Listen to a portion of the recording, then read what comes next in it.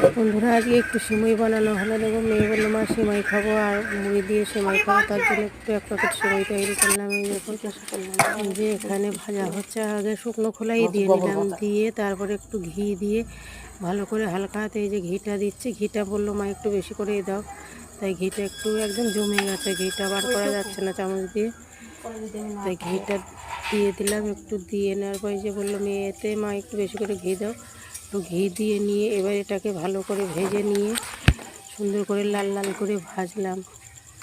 সুন্দর করে লাল লাল করে ভেজে নিলাম, নিয়ে দেখুন সুন্দর লাল লাল হয়ে গেছে। এই যে লাল লাল হয়ে গেছে, এখন একটু জল দেবো, একটু ঘিটা ভালো করে মিশিয়ে নিচ্ছি।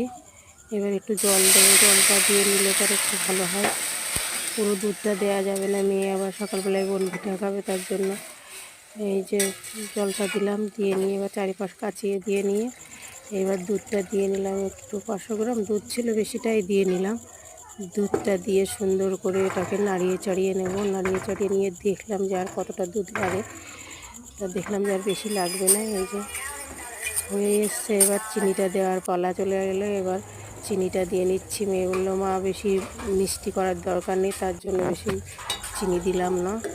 এবার এই যে অলমোস্ট হয়েই গেছে, এই যে নামিয়ে নিলাম। গরম গরম সিমাই আর মুড়ি।